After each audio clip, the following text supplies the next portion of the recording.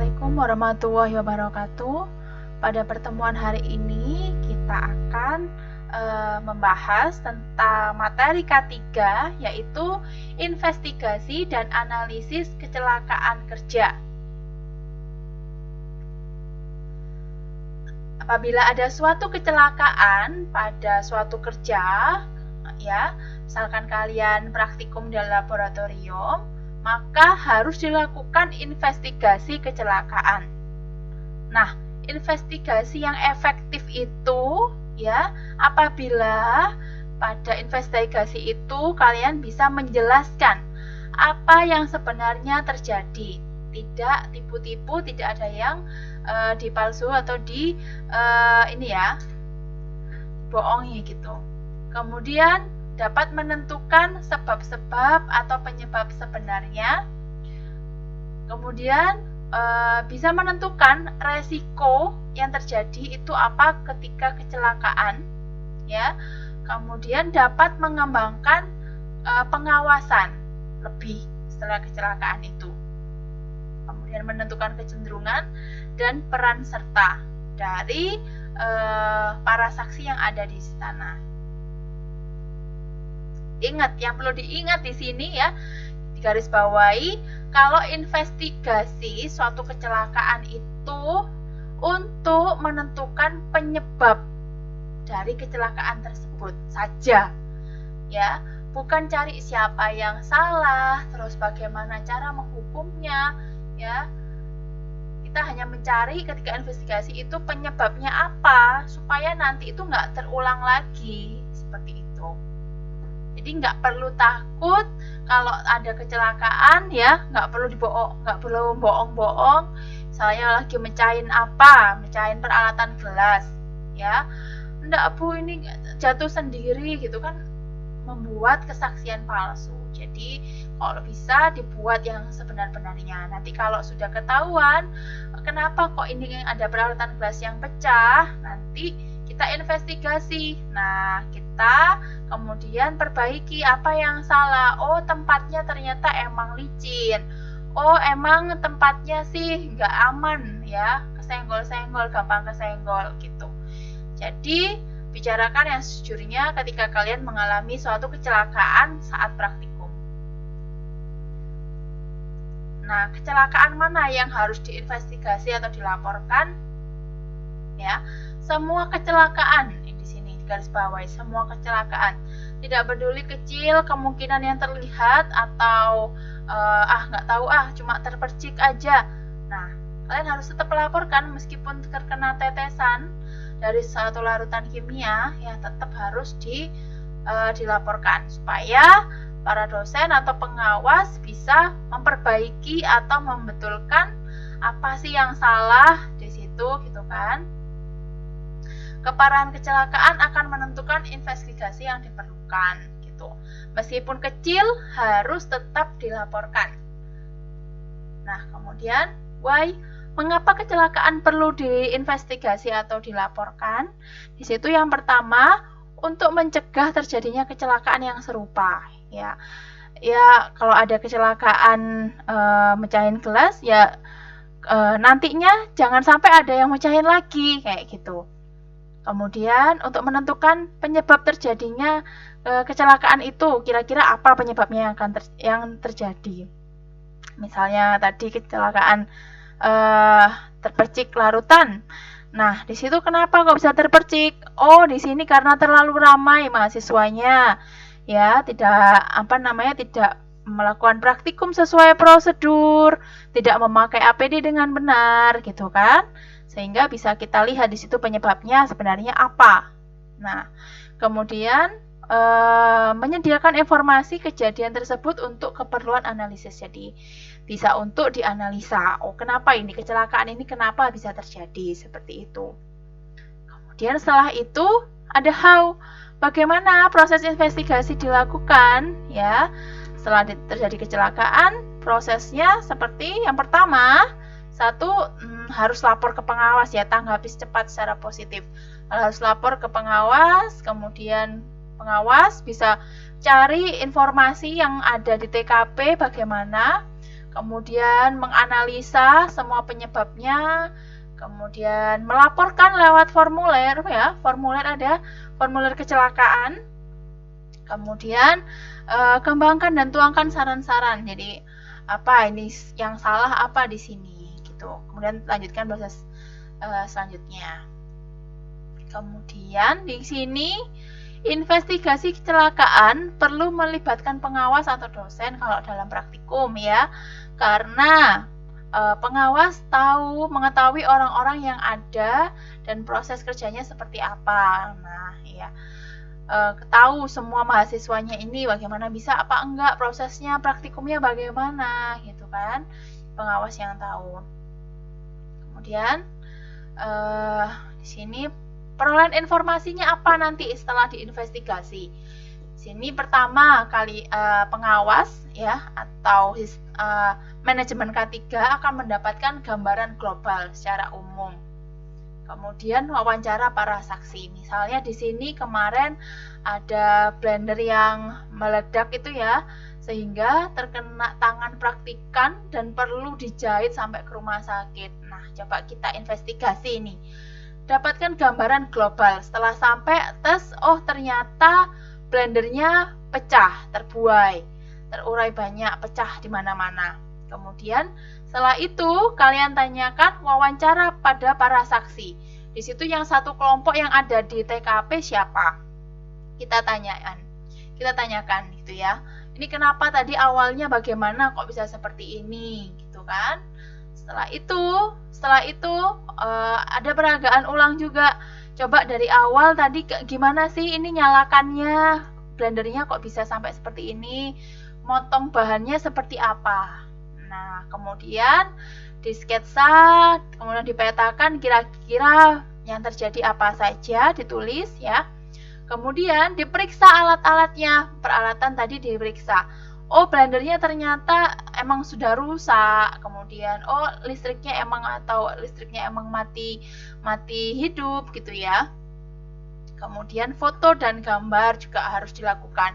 Jadi jangan langsung diberesin ya. Di situ kalau ada blender yang pecah harus segera difoto sebagai bukti ya. Kemudian barang yang rusak apa saja segera difoto ya. Sebagai bukti ini dilakukan sebagai bukti ya, supaya ketika melaporkan nggak hanya dengan kata-kata blendernya rusak atau pecah. Nah, di situ harus ada bukti, bukan hanya sebatas ini ya, kata-kata gitu. Kemudian analisa material dan peralatan yang rusak. Nah, analisa di situ bahannya apa saja yang dipakai dan alat-alat yang rusak apa saja di situ.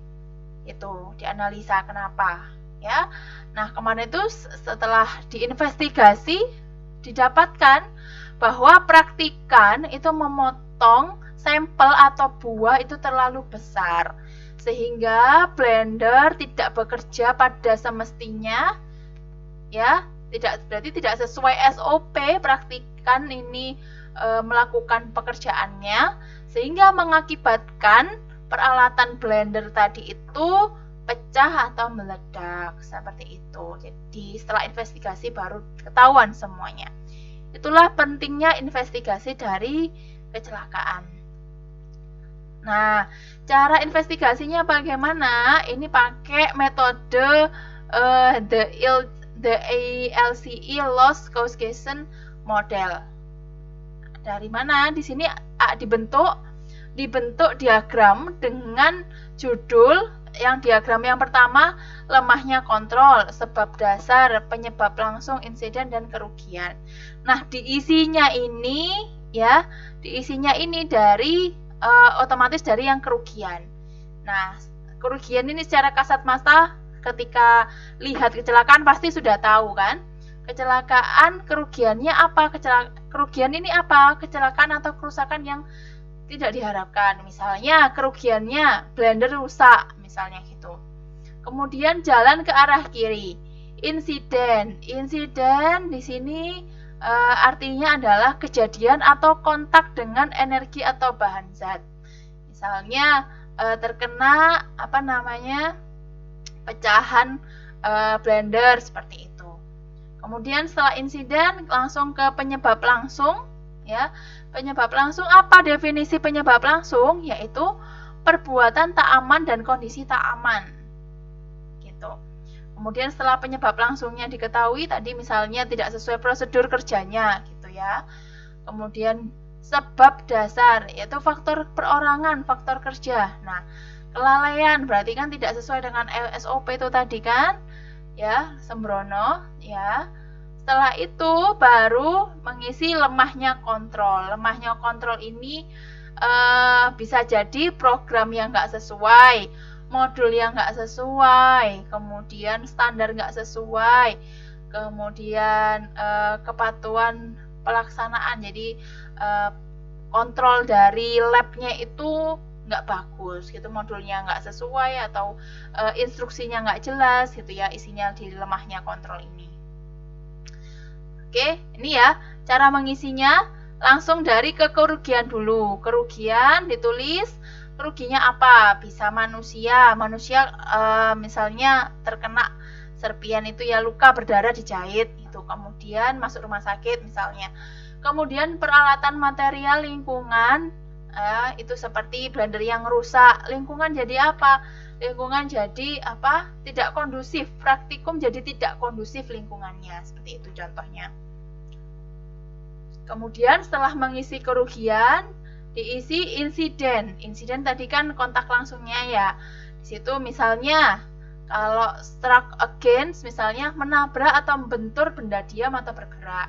Kemudian terpukul atau tabrak dengan benda bergerak, jatuh, kemudian tertusuk, terjepit atau terpotong, atau kegagalan mesin pada peralatan, itu bisa diisi di insiden. Kemudian penyebab langsung, nah ini penyebab langsung banyak ada perbuatan tak aman dan kondisi tak aman. Misalnya kalau perbuatan tak aman, misalnya gagal memperingatkan, kemudian kecepatannya tidak layak gitu ya, pakai alat yang sudah rusak. Ngapain pakai alat yang sudah rusak? Kemudian penempatan yang tidak layak ya, atau mungkin servis alat beroperasi, misalnya kalau blender tadi rusak misalnya, stop kontaknya misalnya sudah rusak malah dipakai gitu ya. Atau gagal mengikuti prosedur. Nah, sudah ada prosedurnya, sudah dikasih tahu ya, tapi tidak dilakukan. Ini masuk ke perbuatan tak aman. Kemudian kondisi yang tak aman misalnya ruang kerja yang sempit. Nah, kemudian nggak diingatkan, peringatan yang kurang. Kemudian ada ini lagi yang nyambung dengan blender tadi, ada ini ya APD yang kurang, mungkin juga bisa terjadi. APD-nya tidak pakai sarung tangan misalnya, ya, dan lain sebagainya. Atau sambil bergurau. Nah, praktikum sambil bergurau ini masuk ke penyebab langsung. Kemudian setelah penyebab langsung selesai, bergeser ke penyebab dasar. Nah, penyebab dasar di sini ada faktor pribadi dan faktor kerja. Kalian coba jabarkan setelah wawancara tadi ya, faktor pribadinya apa? Misalnya kemampuan fisik, dia lagi sakit misalnya. Praktikan lagi sakit, kemudian stres, mungkin lagi stres, banyak pikiran, jadi nggak konsentrasi ketika praktikum, bisa jadi seperti itu. Kurang ahli, nah ini juga ya, kurang ahli, dia nggak pernah mengoperasikan blender misalnya. Terus kemudian faktor kerja, misalnya di sini ada ini ya, kurang peralatan, blendernya kurang di maintenance ya. Kemudian standar kerja, salah pakai, nah masuk ke sini juga. Silakan diisi. Kemudian ada lemahnya kontrol. Terakhir baru kalian mengisi lemahnya kontrol. Nah, lemahnya kontrol ini apa? Satu, misal program tidak sesuai atau modulnya nggak sesuai, standar tidak sesuai, tidak ada, misalnya kalau standar nggak sesuai nggak dikasih tahu SOP-nya apa gitu ya. Kemudian kepatuhan terhadap standar tidak sesuai. Jadi sudah dibuat prosedur tapi tidak patuh gitu ya, sehingga masuk ke lemahnya kontrol di sini. Nah, lemahnya kontrol berarti bisa jadi prosedur kerjanya salah, modulnya salah, kemudian tidak dibuat SOP seperti itu. Harusnya dibuat SOP, misalnya potong buahnya kecil-kecil, ukurannya segini, gitu. Nyalakan kabel ya pada stop kontak, kemudian nyalakan tombol on atau apa, di situ harus tertulis secara jelas SOP-nya, SOP penggunaan blender tersebut, gitu. Nah, setelah itu didapatkanlah kalian tindakan yang nggak aman atau penyebab dari kecelakaan itu terjadi itu apa, gitu. Jadi dari diagram tadi itu kalian bisa menemukan kira-kira penyebabnya yang real dan benar itu apa sih, gitu ya. Kenapa kok kecelakaan itu bisa terjadi. Kemudian setelah itu pakai formulir, tentu ya, pakai formulir yang standar kayak seperti tadi. Kemudian tulis laporan dengan baik dan rinci, harus rinci. Nah, di sini di garis bawah harus rinci. Jam segini, jam 10 praktikum dimulai. Jam 10.15 memotong bahan buah misalnya. 10.20 menyalakan blender. 10.25 mulai memblender. Nah, habis itu kecelakaan itu terjadi di 10.22 misalnya seperti itu. Ya, jam 10.22 menit itu terjadi kecelakaan. Jadi harus serinci mungkin. Oke, kemudian setelah dapatkan investigasi itu, formulirnya udah lengkap, ditemukan penyebabnya, maka hal yang harus dilakukan adalah tinjauan ulang oleh manajemen. Itu. 1, dia melihat apakah fakta yang ditemukan itu benar, ya. Kemudian standarnya itu udah benar atau belum, terus mutu investigasi bagi pengawas itu bagaimana, ya, sehingga kecelakaan itu nggak akan terjadi di kemudian hari lagi, gitu. Nah, sudah selesai kita belajar tentang investigasi dan menganalisa kecelakaan yang terjadi ketika bekerja, ya.